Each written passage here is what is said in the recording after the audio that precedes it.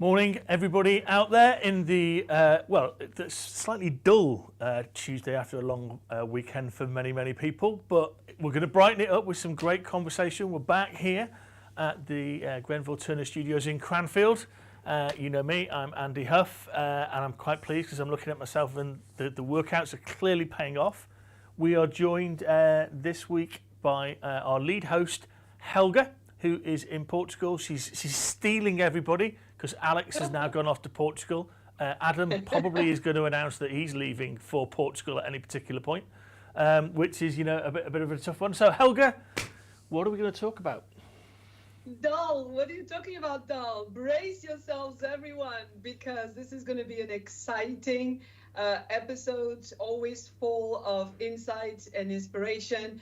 Nonetheless, because we've got you, Andy, and we've got Adam. I am Helga Stewart, founder at Lead Results and Sales Shaker. So I'm very excited to be talking today about that first strategic sale, going after those types of sales that are going to catapult your business and leverage the next 10 clients. Adam, how are you feeling? Yeah, good. Like Andy said, it's for people in the UK. It's first day back after a long weekend, which is always nice. I think that one of the things that's really interesting for us in the UK is that we realise how many bank holidays we have. So everyone in America is like working as normal on a Monday, and we're fantastic, a bit of nice weather. So what is there to moan about? Life's good. Awesome. I find myself not knowing what to do with the amount of bank holidays we have here in Portugal, but hey, there you go. We've got the sun to keep us warm over here. Let's kick off our conversation today.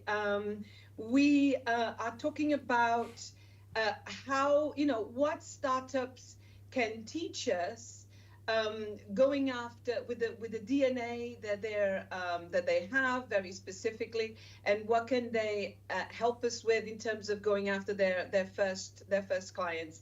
These company clients are typically called the innovator client, and they're called this way because when they look at a startup, they can be typically looking for someone who can teach them, who can help them to fix a problem that they can't fix themselves.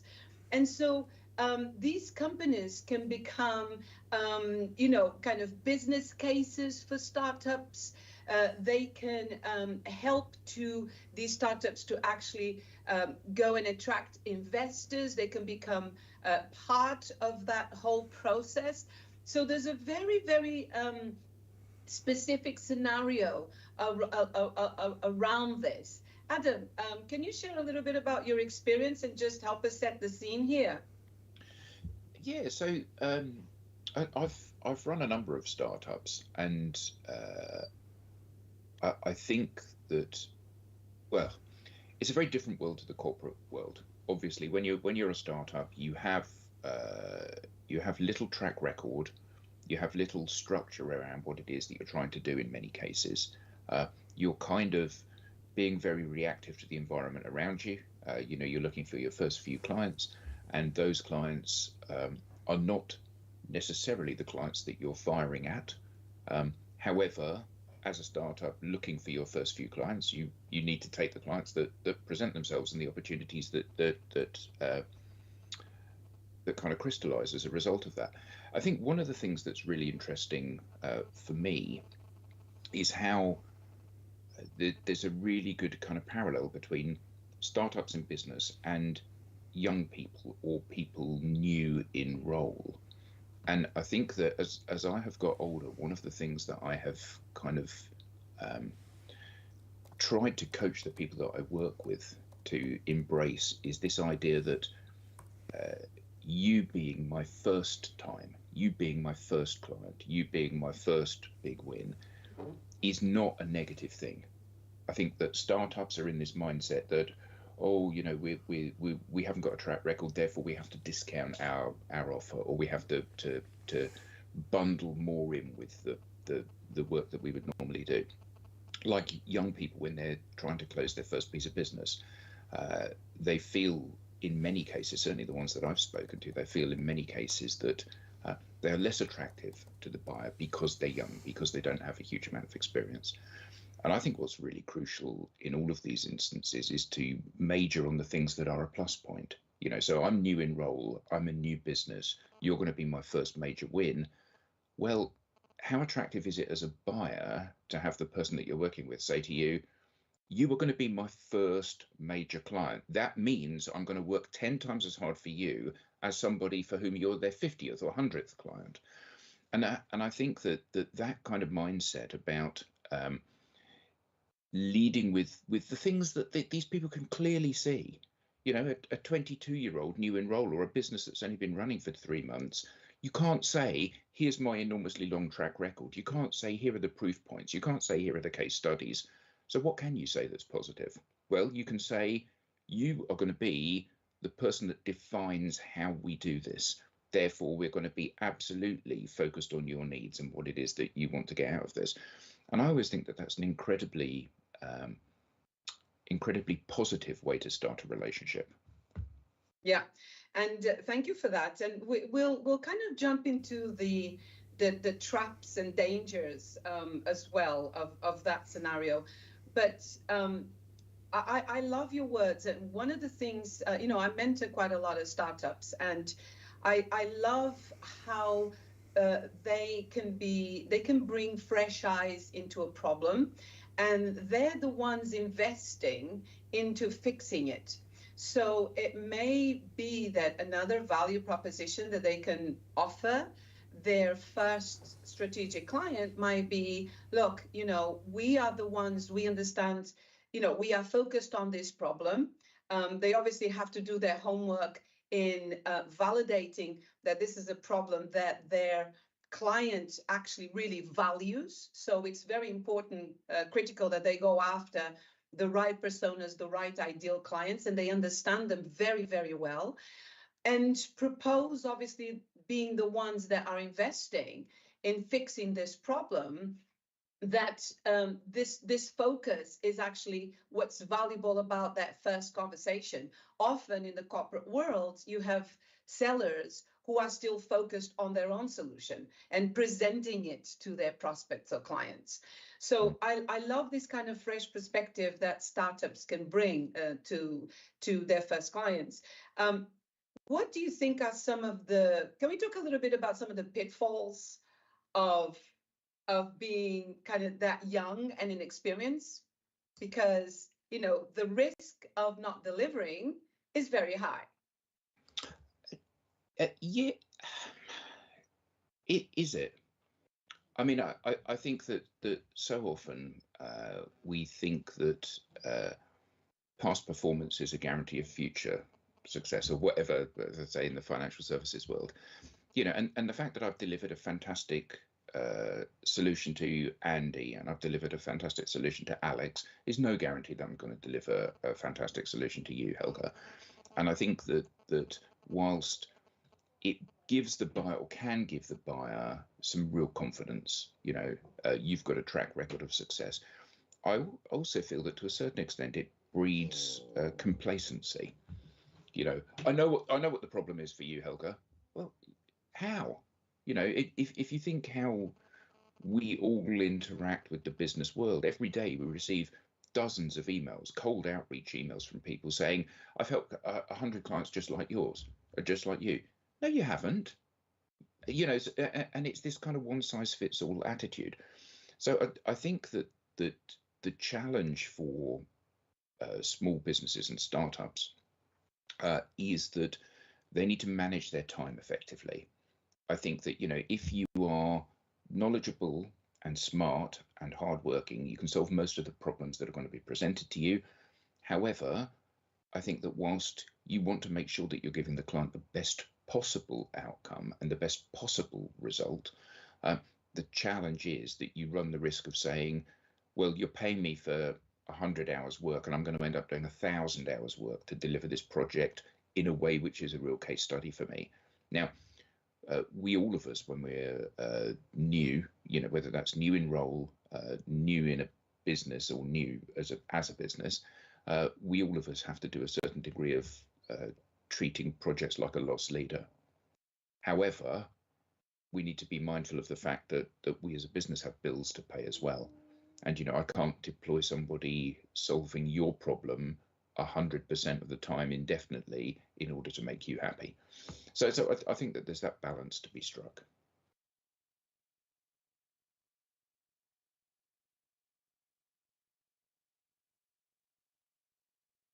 So, to me, Adam, a couple of points that I'd like to kind of clarify.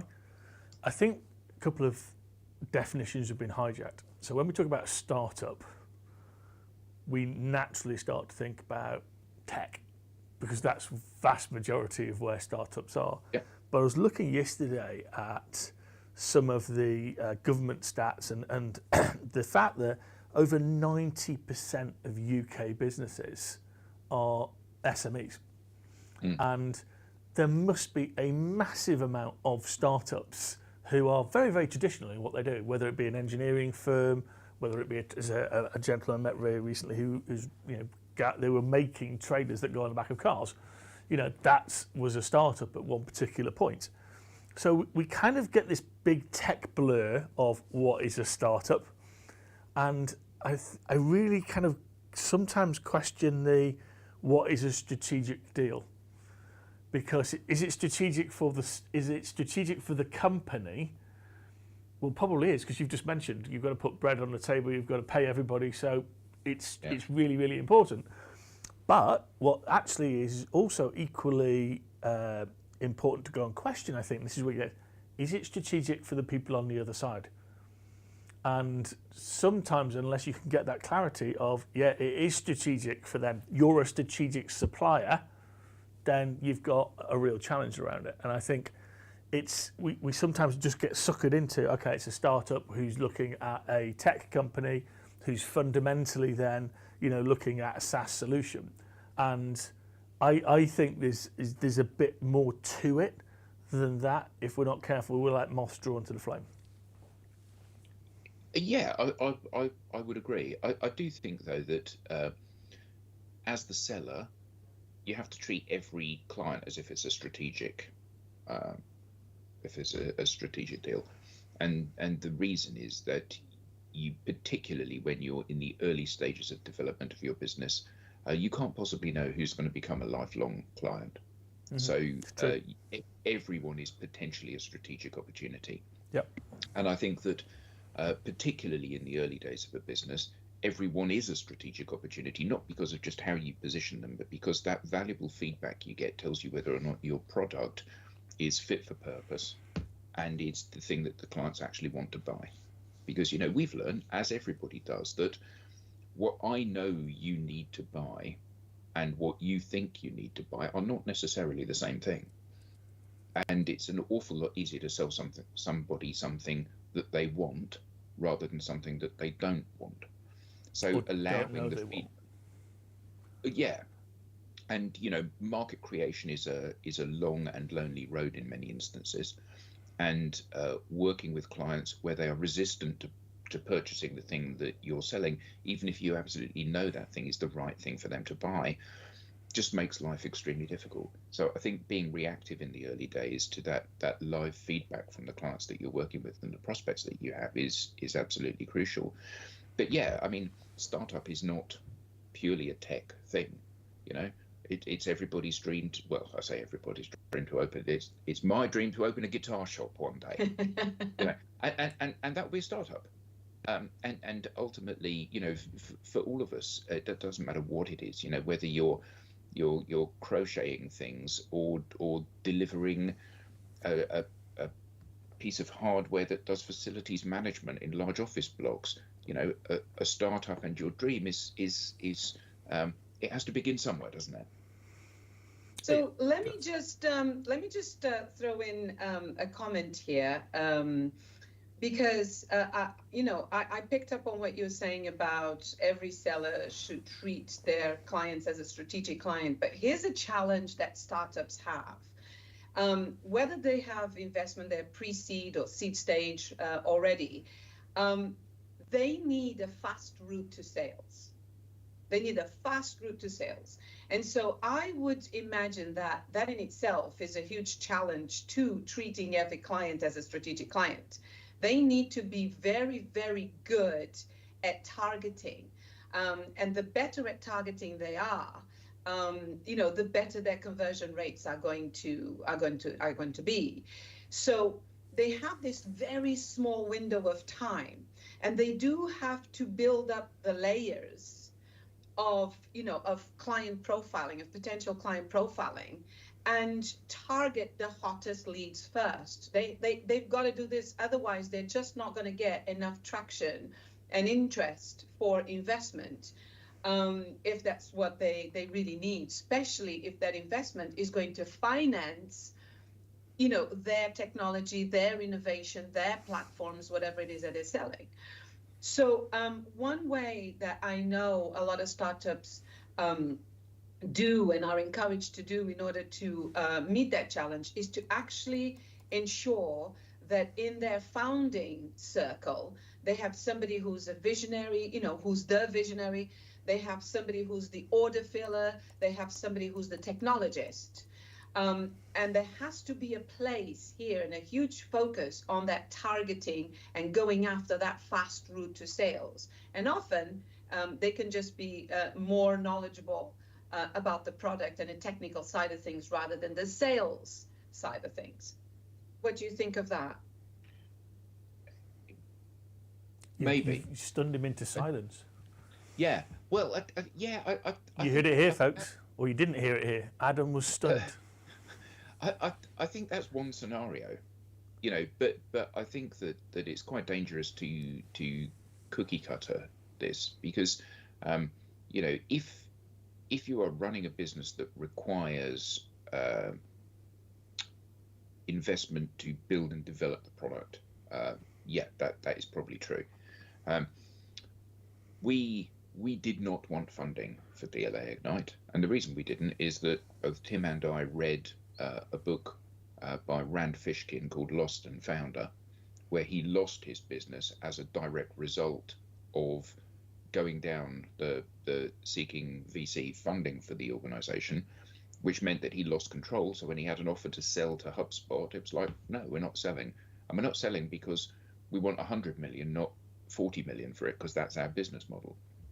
And that struck fear and terror into our hearts, the funding route. Now, because we are effectively a training and services company, we've developed our own IP, and we do some other stuff as well. But we're actually a bodies business.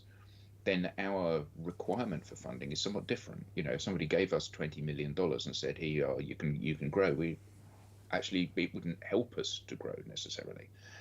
And so I think that the requirement for funding and those people around the center of the organization, I think that there are a number of different scenarios that don't fit what you just said. But I also think that it depends on who the founders and the early people involved in the business are. Because if you are young, so like Mark Zuckerberg, let's say, when he started Facebook, if you're young, you haven't got a network. Nobody knows you. You haven't got any history with anybody because you're new in the workplace. Now, you may be visionary and you may be clever and you may have a great product and you may be able to get funding for that product, but actually you're selling cold. When you get to be old, like me or Andy or whoever, the reality is that there are hundreds or thousands or tens of thousands of people who know who you are and know your track record. So actually, the requirement for selling in that way, cold outreach to people, making sure that you have your proposition right and all of this, may actually not be the way to launch the organization, because you might have a bunch of friendlies, a bunch of people who know you, a bunch of people who are keen to support you by putting your product, prioritizing your product or service over someone else's, that enable you to get a much more comfortable launch and route to market. But I think that, as is always the way, you have to cut your suit according to your cloth, don't you? You have to look at the resources and the assets that you have as an organization. Are we cash rich? Do we need a cash injection? What's the best way of getting that cash injection? Is it to give up equity and get venture capital or angel funding into the organization? Or is it better to remortgage my house and personally invest money in the organization? Are we going to bootstrap it? And we're not going to go for funding, but what we are going to do is we're going to agree to give our time for 3 months, 6 months, 12 months into the organization and not take a salary in order to get to a point where we've developed revenue for the organization. You know, who do you know? So if I wanted to sell something, I could go out to everybody in my organization and I could identify those people that have got really big networks and great black books and say, who can you introduce me to? So I do think that there are a number of different scenarios for how an organization can get that first sale. And I think part of that is about embracing like I said, the assets that you have as an organization and really sweating those assets. Because I think so often, you know, you go into, and, you know, I've seen it when I've worked in big corporates, you're given a particular role with a particular set of targets. And it's like all of the equity that you've built up in a particular region or market or industry, actually that's not relevant, you know, because you're going for this industry over here. And that seems rather foolish. It seems like squandering opportunities to me. So I think that you know, this idea of understanding where the hidden assets are, where the hidden value is, how can you exploit those is really crucial, particularly in the early days. Because, you know, even if you've got VC funding, you know, funded businesses run out of money. And the reason they run out of money is because they start with $5 million in the bank and they go, well, we've got a huge runway. Well, it doesn't last long with that attitude, does it? Yeah. So let me add something to that, just a thought on my end, because the reality as I see it in startups, I encounter very few training companies. They tend to be a lot of technologists and platforms and services, and of course, quite a few products in the midst there. And what I find that a lot of companies or a lot of founders embrace in the situation, in the scenario where they just don't have the network to kick off that first prospecting, is to offer potential clients or innovator clients, as we're calling it at the beginning of the show, to, for example, be their mentors, to even offer them non-executive roles. And so what I do find, and equally I do find with quite a lot of VCs and business angels, and when they support these businesses, they do feel the heavy weight of responsibility of actually helping them to generate sales, those first sales, and bringing in those contacts and making those introductions and setting those bridges. And that's just the reality. That's just the reality. I think ultimately, and I'd love to hear also what Andy thinks about this, but ultimately, there is this trying to escape the, oh my God, I have to sell scenario, because I'm so good at the technology side of things. And so if I can pass the buck of selling to somebody like a VC or an innovator client or business angel, you know, we find that that's the case. But of course, when the money runs out and, you know, those sales haven't materialized, then you're going to have the VC or the business angel breathing back on your neck saying, well, you know, you really should have used, you know, this time, these resources, these contacts that I've given you in order to sell. So founders have got to become huge valuing sales and generating those first sales and be very proactive.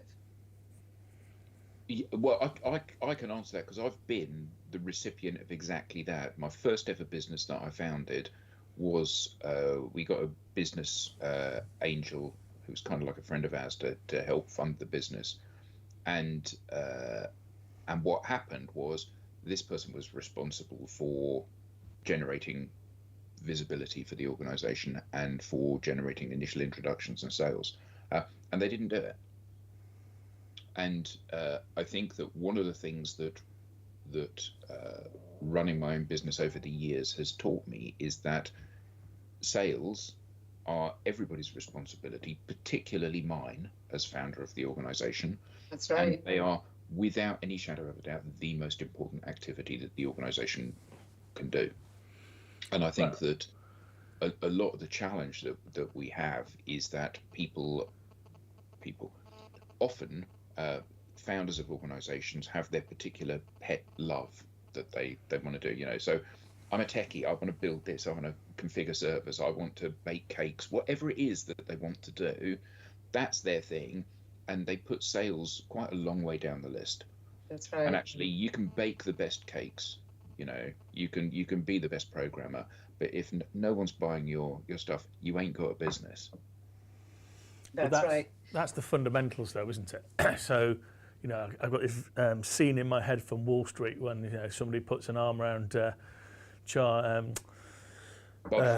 Bud Fox, yeah, and it's like you can't ignore the fundamentals, and that's the point.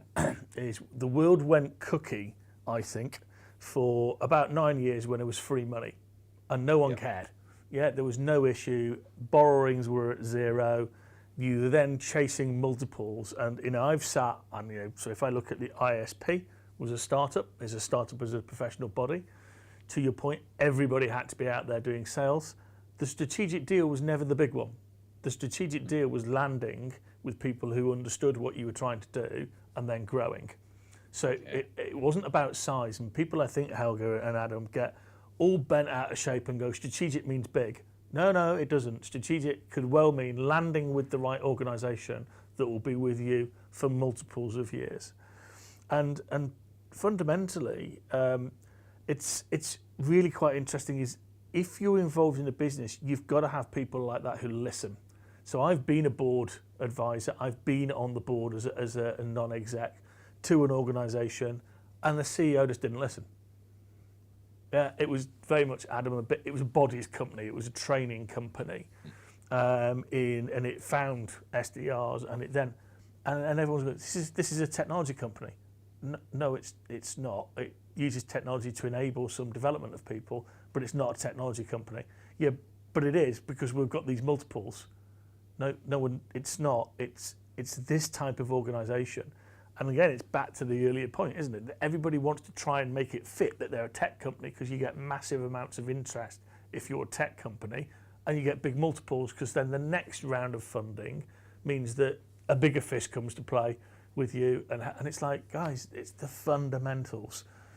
Yeah, don't try and maybe one of the best things that's happened really is the fact that there's no more free money.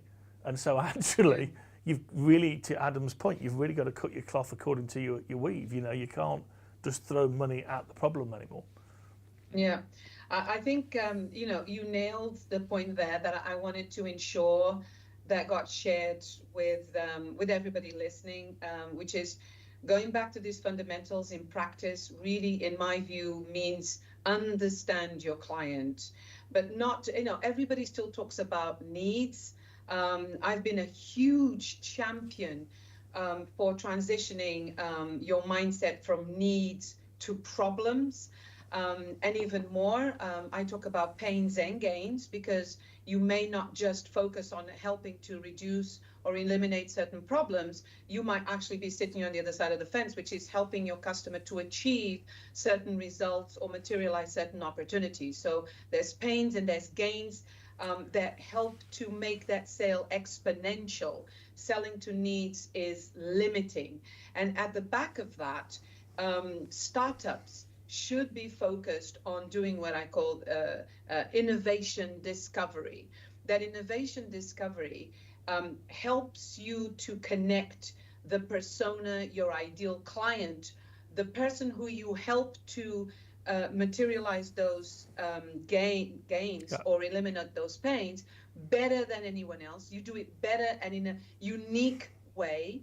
And when your client understands that, and they become an ambassador for your own brand, whether it's a big ticket or not, that can also help to leverage your business. But as I say, startups really are looking, whether we think it's right or not, typically they are looking for that fast route to sales so that they can attract those VCs, those business angels, to actually come in and give them the cash. Whether that's the right approach or not, it would be lovely to hear from our audience out there to give us your opinion.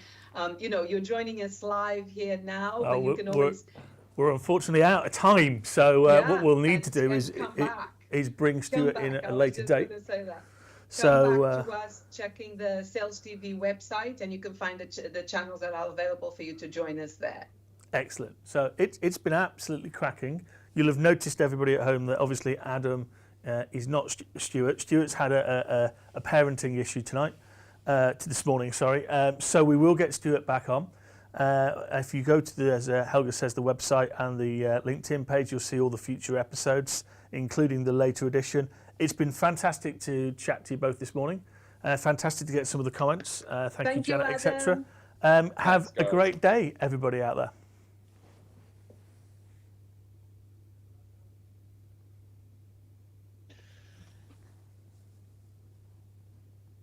Piece of cake.